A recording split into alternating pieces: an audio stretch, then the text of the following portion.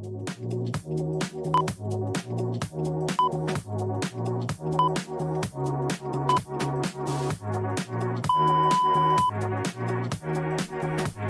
everybody, it is JayAveree here with Cameron Steele.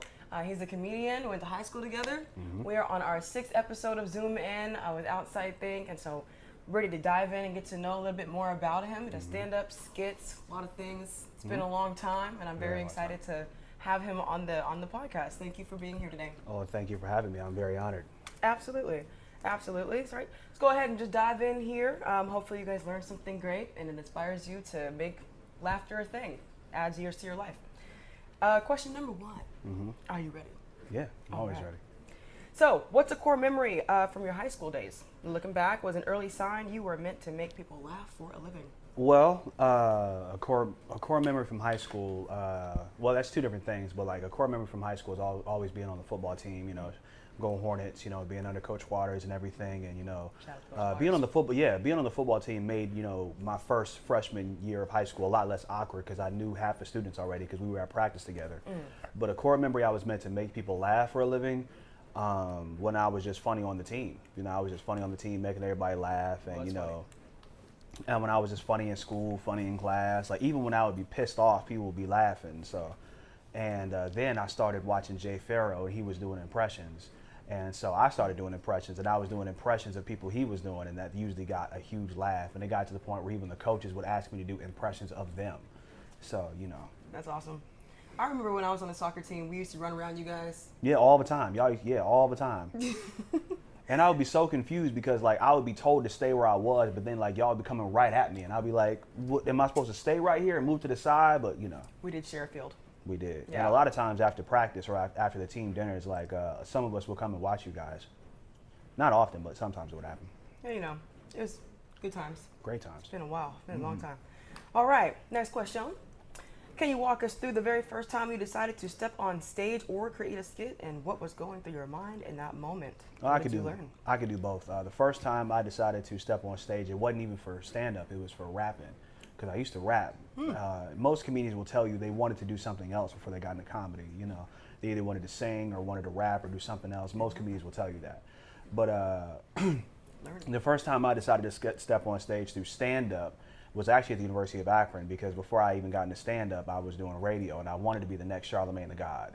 That was my goal at the time. And I was told by another radio personality who worked for, I think, Disney, he was like, one thing that'll help you on stage, one thing that'll help you in the booth is to get on stage, because it'll help you think quickly and, like, you know, plot your bits out. Because if you can make a live audience laugh, you can make a radio audience laugh. And, you know, you can do all that type of stuff. So that was the first time I did it. That was like 2018, 2019, and I really didn't take it serious because I only did it as a means to get better at something else. Okay. But, you know, I saw how hard the crowd was actually laughing, and I was like, oh, I can really do this. This is really fun. So then, as far as skits go, I kind of missed the Vine era because I was in high school when that was happening. So I missed the Vine era, but, like, I made skits here and there on Instagram, and I think the first skit that I did that, like, made people genuinely laugh, I did an impression of Forrest Gump for Man Crush Monday, and I remember I was thinking, you know, Man Crush Mondays. Yeah, remember Man Crush Mondays, Woman Crush Wednesdays, and I remember I did a skit. I was like, you know, I want to be somebody's Man Crush Monday. I wish I was Jenny's Man Crush Monday. Jenny was crazy. Jenny. But then I did another skit, and it was like those people who never get shocked at anything. And I acted like I got shot. I was like, oh, wow, I got shot right in the chest. Oh, wow, that's going to leave a mark, huh? Oh, yeah. Oh, we should go to the hospital because I can't see anything. I'm blacking out, you know. And that was the first 2 skits that made people laugh. And, you know, I made funny posts here and there and stuff like that. But, you know, I didn't really get into skits, like really into skits until, like, maybe when I was in college, and I just started making fun of pop culture and stuff like that, like stuff that was going on in the world. But the skits really didn't take off till, like, you know, I got on TikTok. So. Sweet. Thank you for that. Very thorough answer. I didn't know that most comedians try rap first. You do have a really nice radio voice. Yeah, I know. Yeah, so you should totally get back into that. I absolutely will. Thank you so much for joining me today. Oh, welcome. You're so welcome. Yeah. You'll hear him on radio one day. Maybe you'll do a little rap in Forrest Gump. I rap like Forrest Gump, you sure. know? It could go viral. It could. That actually could go viral. That'd be funny. Like the Forrest Gump, like finally dissing Jenny, like to the hit him up We've beat. been waiting for it. Like Yeah. you know, First what I'm saying? We're off- tired of seeing him be walked over by Jenny. Like first off, bitch, I hate yo.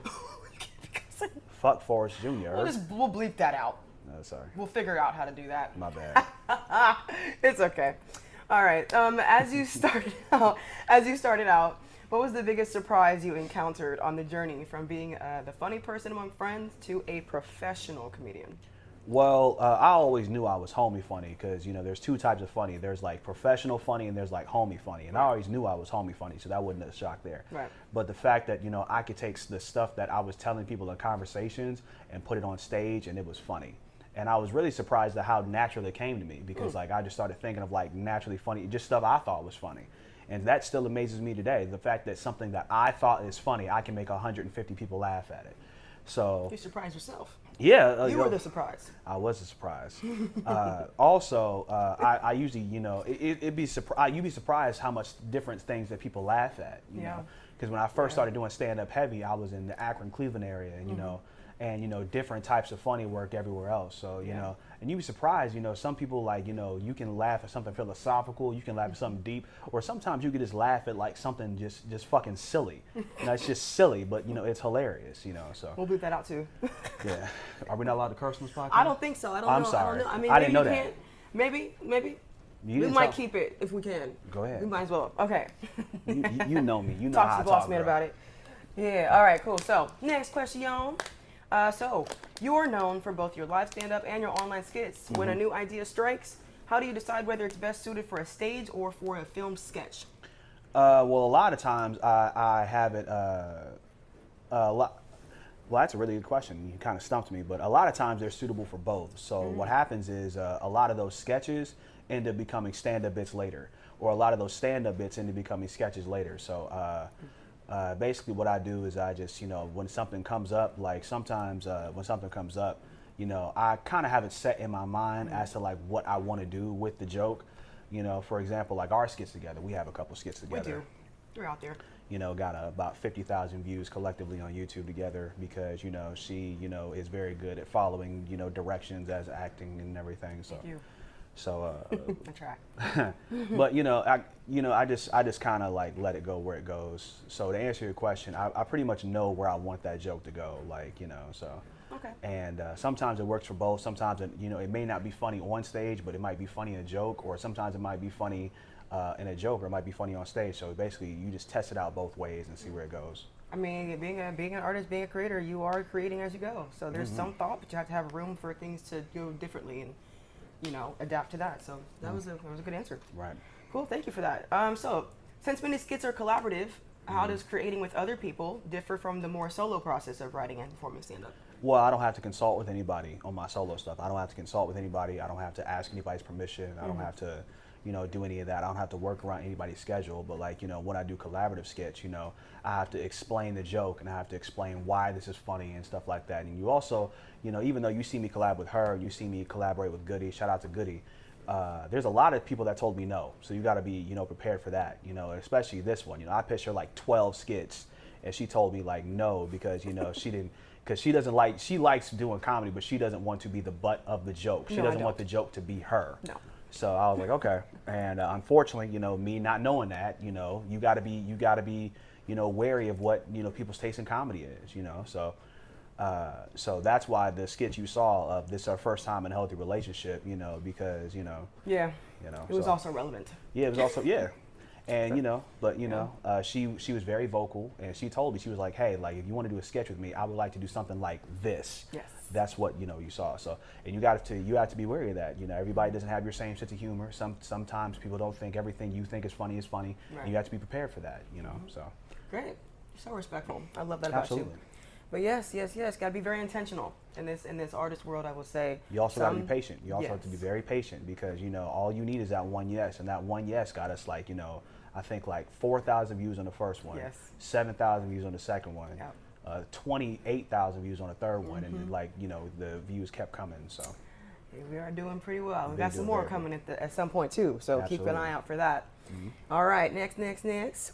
So, looking at your material as a whole, What is a core message or a specific feeling you hope the audience takes away from your work beyond just the laughs? I want you to think. You know, I want you to think, and I want you to remember something. Outside think, baby. Yeah, I want you to. I want you to think, and I want you to. I want you to think, and I want you to just see things a little bit differently. I also want you to, like, you know, be able to look at what I'm talking about and go, that is really weird, or that is really, you know, silly, or something like that, you know.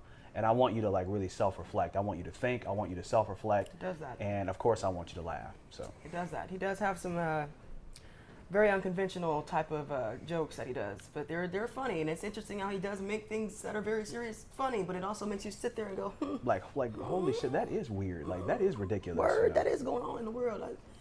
You know, you definitely got to come out to see one of his shows. I They're got really one great. on the 27th at the Attic. The Attic is a great place to be. All right, so moving on. Thank you for that. The comedy world is a business as much as it is an art form. What's one major misconception about the business side that you discovered since becoming a professional? Well, I have 190K on TikTok, and I just automatically assumed that if I have all these hundreds of thousands of followers on TikTok, that I could automatically sell out a room. That is not true. So not true. You cannot don't just, you know, depend on your social media following to get you ticket sales, because, you know, a lot of I got my feelings hurt because, you know, one thing you got to learn, there's a huge difference between the followers and fans. You know, followers are just people that follow you. Fans are actually people that are buying tickets, that are buying merch, that are actually, like, helping you do things. So don't think just because you got a big following that you're going to sell out all these rooms, because it may not. It could happen, and if it happens for you, good for you. Great. But if it don't, like, you got to be okay with that. You have to learn to be okay with that, you know, because, you know, social media marketing, those paid ads can only get you so far. You know, you actually got to be on the ground. You got to be, you know, promoting heavy. You know, the best form of promotion is word of mouth, and it's also true. Being It's personable, true. being outside. So I have my own question outside of this.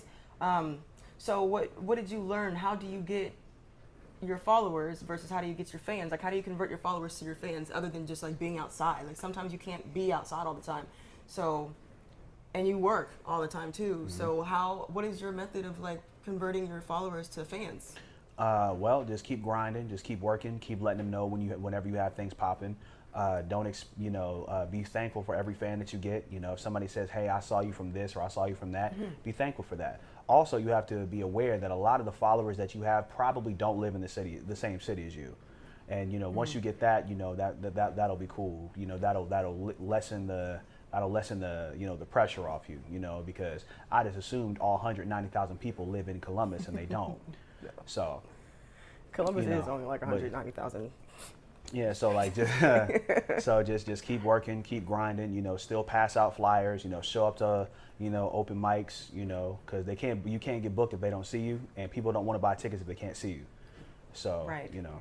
Plus, a lot of people are different online than they are actually in real in real life. So, what I've discovered as being an artist myself, singer-songwriter, just to remind you, is that a lot of people are surprised when they meet me in person, and they're like, "Oh my gosh, you're just like the same I see online." And I'm like, "Yeah, that's me," you know. But some people do have like a facade or a mask, so they want to. If they see that you're real outside, they're gonna be more apt to, like, support more of you. If that makes any sense.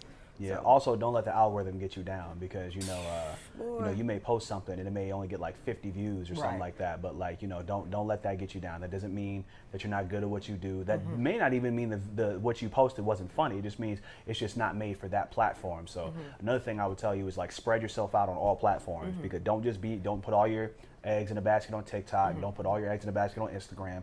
Don't put all your eggs in a basket on YouTube. You know, spread yourself out. You know. That was a really great, thorough answer. Thank you so much for that. Okay, yes. Because the video it may get 50 views on TikTok, but it may go viral on YouTube. That's happened before. Right. Total different audiences and niches. Yeah. And plus age groups too. They use different things. All right. Cool. That was really great. Let's see. What's a personal passion or a creative hobby you have outside of comedy that might surprise people? Well, before I got into radio, even before I kind of scheduled, because at first I wanted to be a football player, then I wanted to rap, and then I kind of segued into radio. Right. And while I was waiting on radio to happen, another thing I did was poetry. I used to write poetry a lot. Word. Word. Yeah, I used to write poetry a lot, and I was in Akron, and I used to go to this place called Versified Expressions. Shout out to Versified Expressions. Shout out To Anthony Amplified Evans, the owner of said establishment, and that's kind of like where I learned to perform. You know, that's where I learned how to do crowd work. That's where I learned how to, you know, save the best parts of the poem, like, you know, the parts that I know, you know, are going to get the crowd to react. You know, that's where I learned to, you know, rehearse and like keep working and keep working and keep working, and eventually get to the point where you don't need your phone for the poem anymore. So, you know, that's where I learned to work at. So, so yeah, I write poetry from time to time. I don't write as much because you know, comedy kind of took over, but you know, but the same format I used to write my poems, that's how I write my jokes. You know, I don't really write, you know, the whole joke. I more so just write the bullet points, and like the jokes come later. Okay, cool. So kind of like the interview questions. They, you know, they give you a guideline, and then whatever is sparked in your mind after that will lead the rest of the way. I want to read one of your poems one day. You absolutely will. I gotta hear. I never knew. You're just a man of many hats, aren't you? Oh yeah. I've lived a lifetime a few times. So I believe it. It's a wise guy, really wise. Cool. Moving on. What is a piece of advice you've received from another artist in comedy or another field that has had a lasting impact on how you approach your own work? Well, one thing my coach always taught me, you know, it was kind of like a mantra we said before every game. It was like, the mantra was, I'm only one, but I am one. That which I can do, it was like, I'm only one, but I am one. I can't do everything, but I can do something. That which I can do, I ought to do. That which I ought to do, I shall do. Which basically means when you can't do what you want, you do what you can until you can do what you want. Can you say that again slower for me so I can comprehend it? Because I want to hear that. I like it. Okay, I am only one, but I am one. I can't do everything, but I can do something. That which I can do, I ought to do. That which I ought to do, I shall do.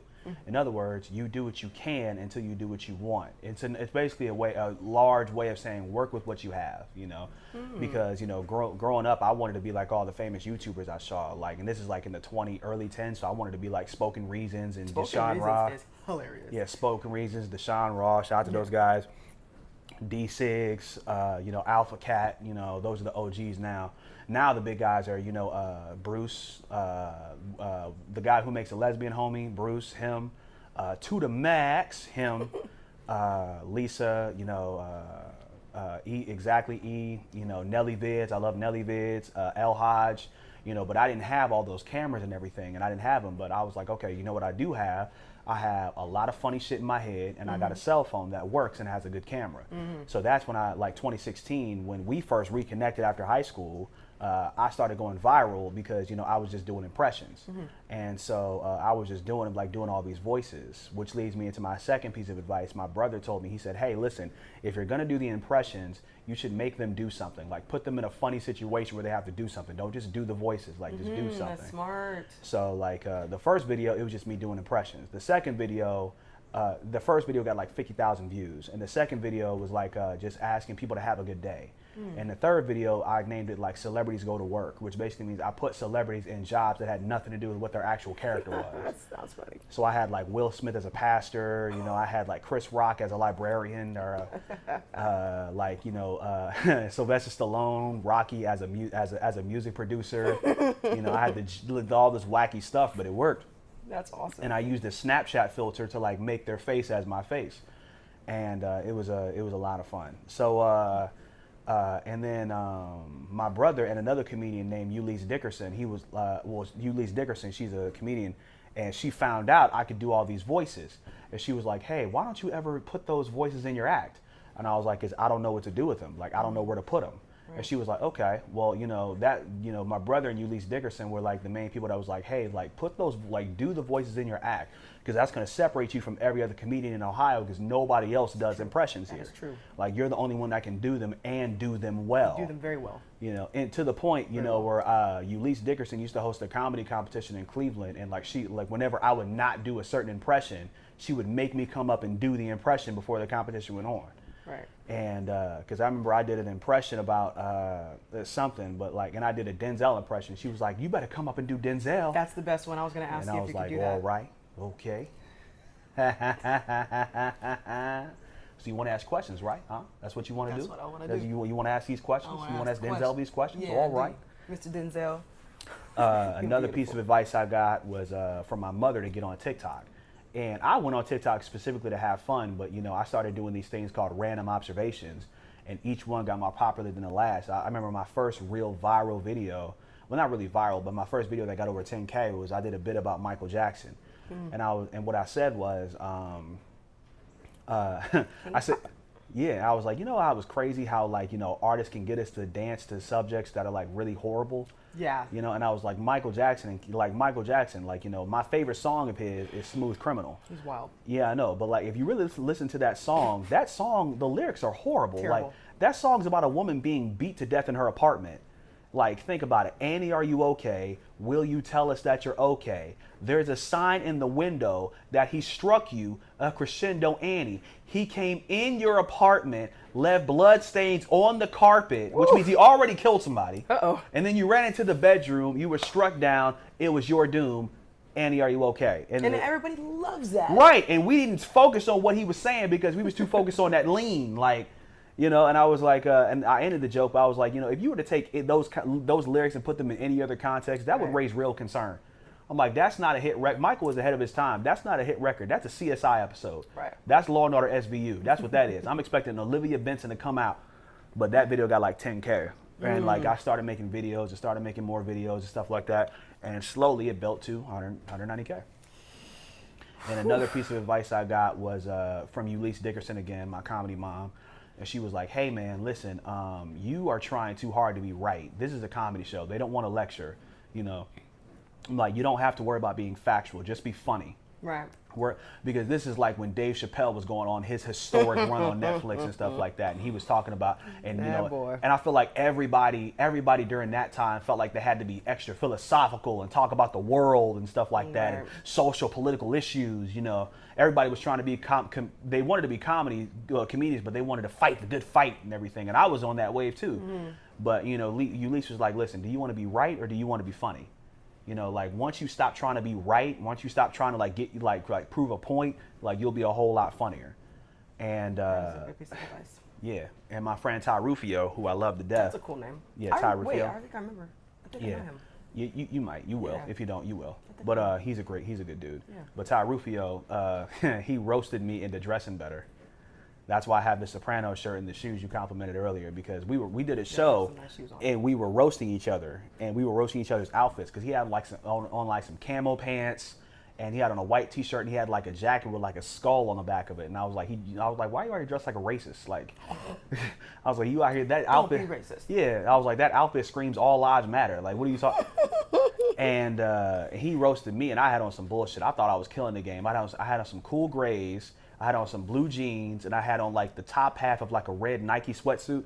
And he was like, bro, you out here dressed like a single father. Like, what is wrong with you? And it was over from that point on. Some single fathers out here looking nice. I was not, and I don't have no kids. That's the worst part of it. And I was like, yeah, he roasted me. And then ever since then, every time I have on a good outfit and he's there, I was like, see what your jokes did to me. You know, some bullying is good. Some shaming is good. Some shaming helps. You really shouldn't bully anybody. That's a him statement. Yeah, but like, that's a me statement. Some bullying can make you make a change in your life. There's people who've been bullied into millionaires.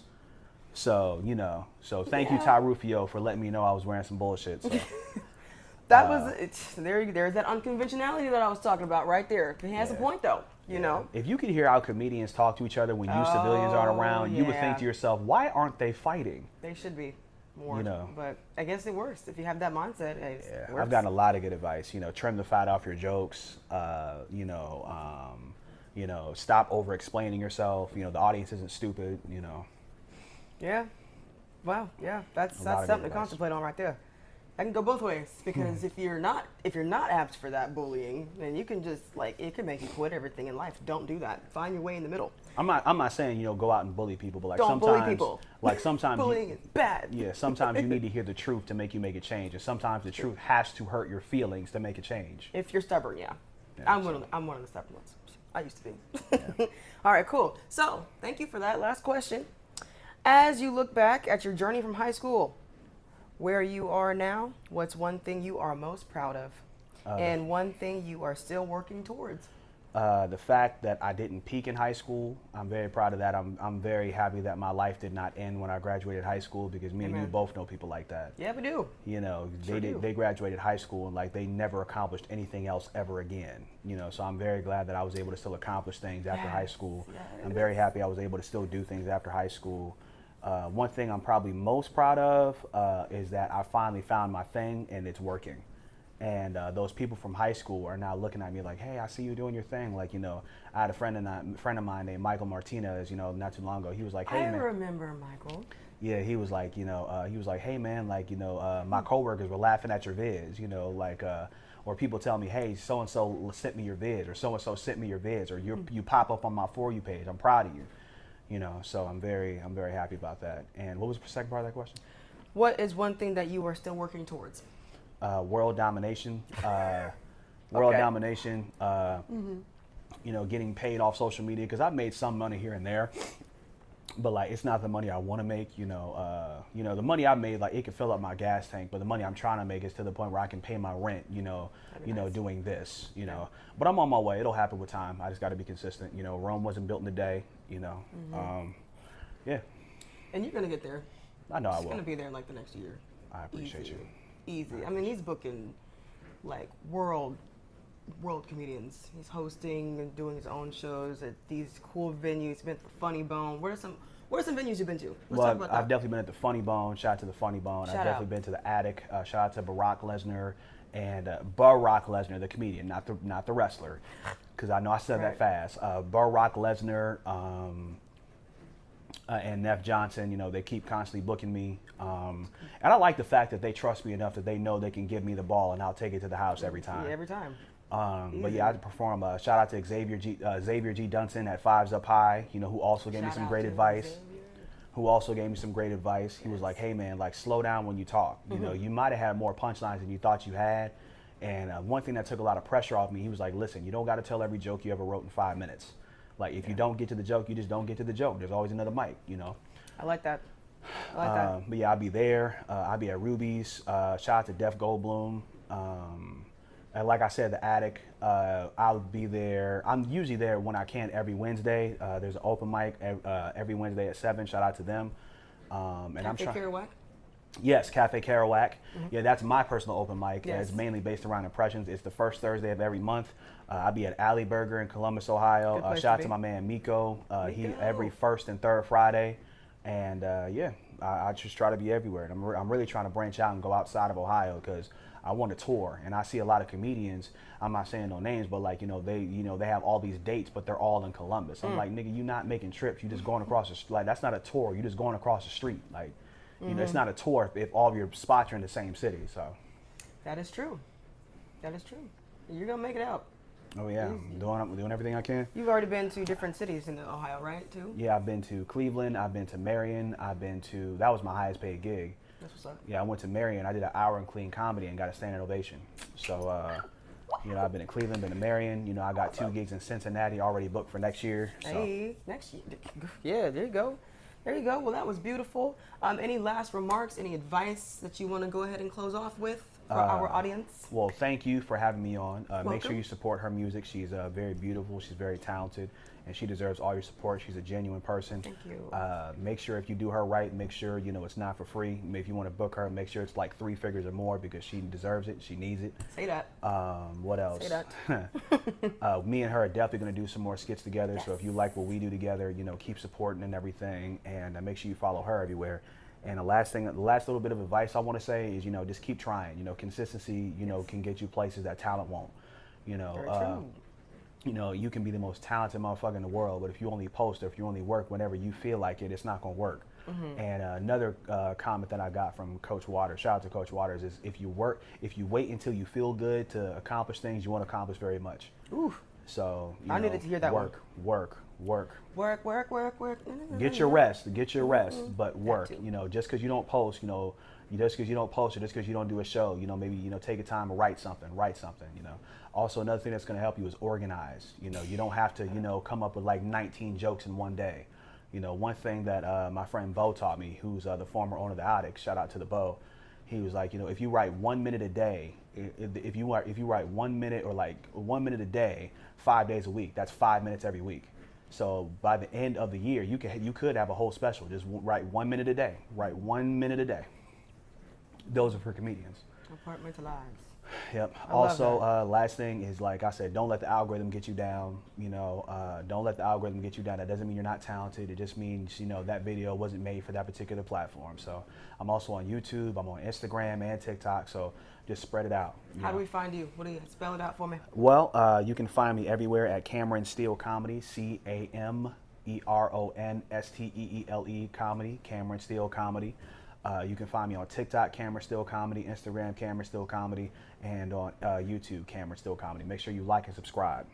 Please do. All right, and that was a wrap. That was amazing. I am once again JayAveree, your main interviewer for Zoom In with Outside Thinc, and we out. We out, yo. We out, brother.